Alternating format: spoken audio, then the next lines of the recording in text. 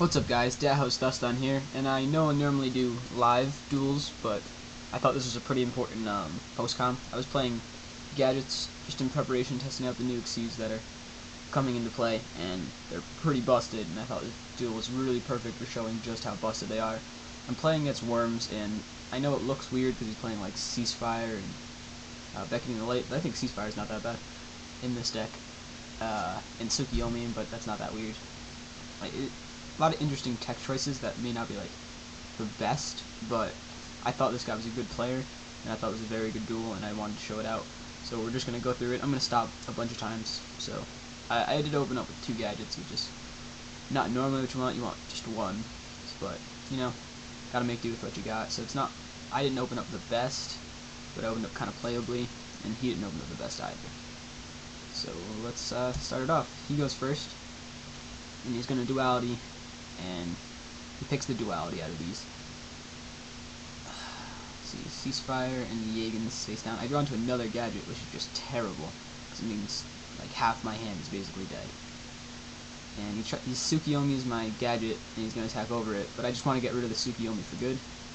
That was kind of an interesting play, but like I didn't want that thing to keep recurring. And at this point I did know he was playing Worms, and I knew that Worm King would start popping stuff, and I wouldn't get as much of a great opportunity to use that D-Prison as I wanted, so that felt like a pretty decent time. And because I needed to save this gadget to hopefully summon another and be able to Gear Gigant and get a Machine of Gear Frame and just get my deck started. Like this green, yellow, red in hand, it's pretty. This Max C is also pretty dead, and it's not doing much. So that was my reasoning for that. Dyna, Duality, W, Meteorite. Takes the Meteorite, which is a card I freaking hate. He sets 2, so I can't just randomly space. And my Gigant is gonna get Jaegen. I thought it might be Carteros or Dyna, but if it was Dyna, it would have been even worse for me. I really don't know how I would have dealt with it. So he does bring out the Worm King, so I +1 off my Max C. So Max C wasn't as dead as I thought it would be. But I don't know how much these cards are gonna do with Worm King chilling there. Now I see his Worm King in his hand, so it's not that good. I don't know, my position's not awful, but it's just definitely not good. That Worm King is a struggle to get over unless he wants to attack on my Mirror Force. So I'll just eat up the 27 damage. He activates his 3rd duality and grabs another Nebula Meteorite. And at this point, he sets 2 again. And I figured last time he set the W Nebula Meteorite second, so I figured that he might flip it this time and set it first. So this was a 50-50 shot of just auto-losing or being able to have a comeback of some sort.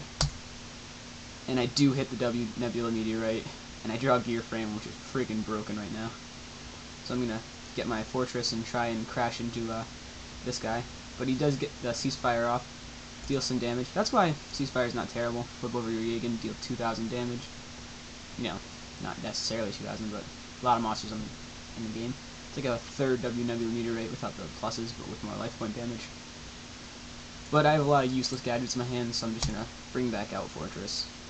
You know, took some damage from that play, but now I'll just protect with Gear Frame. And then I'll set the Mirror Force, just so Worm King can't get over him in one foul swoop. He pluses off of it with the Worm Carteros. He sets that, and I guess he was predicting the Mirror Force, but he didn't want to attribute off to Jaegen for some reasons. I don't know, I don't fully understand his decision. But yeah, he sets the Carteros and passes turn, not wanting to run into another D-Prison. Because I did show him that I was running D-Prison and actual traps. So, start up. Draw another MST. And at this point, I definitely should have MST before I summoned. But, I don't know. I just wanted to hit something, so I randomly space on this play. Get my green gadget's effect, randomly space. Then I'm going to bring back Fortress, and I make the first of the broken XCs. Number 101, Silent Honors Arc Knight. If you don't know what this card does, it says you can detach 2 XCs materials from this card, then target a face-up attack position, special summoned monster your opponent controls, attach it to this card as an XCs material, and then it has a Maestro effect for avoiding destruction. It's a machine. No, it's not a machine. It's definitely a machine, but it's an Aqua Water, which I don't understand. But after reading the new Gear card, yeah, it definitely can't be a machine. Can't wait to start playing that. But we'll get onto that later. And I'm just hoping this resolves. Got 2 back row. And I'm going to detach 2 and equip his king to mine, and sets me off. Yeah, he searches out his Zex, but I'm feeling pretty good because I got Solemn Warning. I know he only gets 1 summon per turn. Blow away his Worm Zex. Here's my problem in. He's got 3 back row, none of which I know what they are.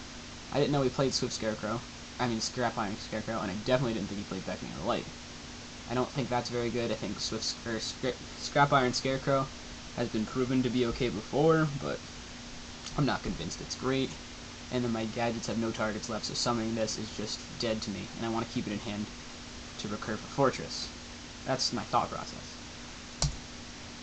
I draw the Tin Goldfish, which means that I can recur for Fortress right now, or make a rank 4, but recurring for Fortress just seems a little more powerful. So I'm just going to push for the damage. And he's got the Mirror Force, but Silent Honor's Arcanite's second effect is just as broken, and he rams right into that Mirror Force, and stays alive. And I don't feel like I need to summon the Fortress because I still have a monster on board, even though I have very little life.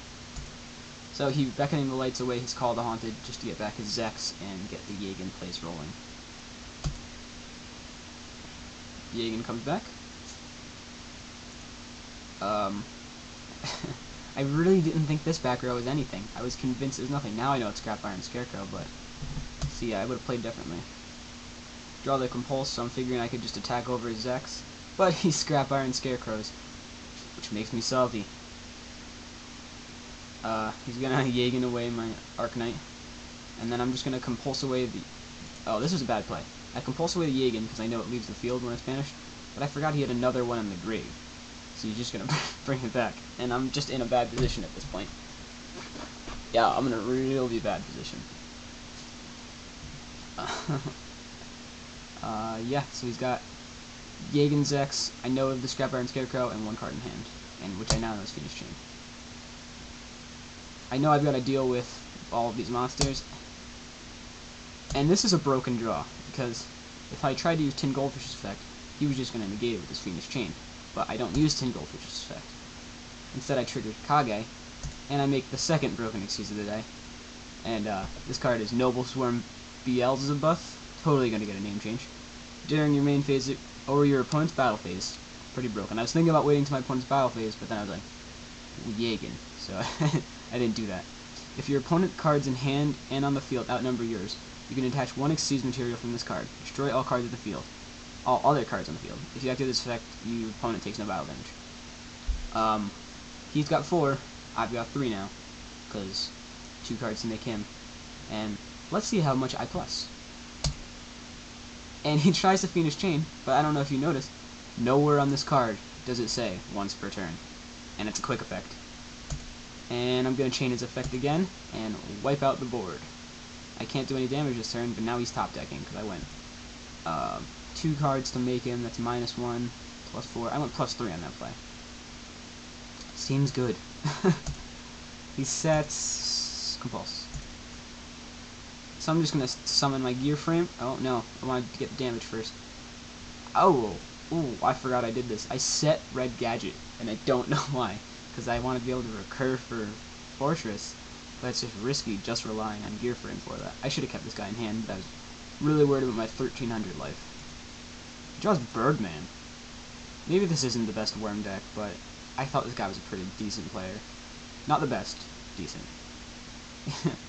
Let's play it on. He doesn't summon it, because he's hoping for a better play. I draw another Gear Frame, which is pretty busted. So I'm just... I recur for Cannon at this point, because I want to have a 1-card Fortress. So now I'm just going to push for all the damage I can. The 13. He compulses away Gear Frame for some reason. I'm not sure why. I think he wasn't threatened by Beelzebub.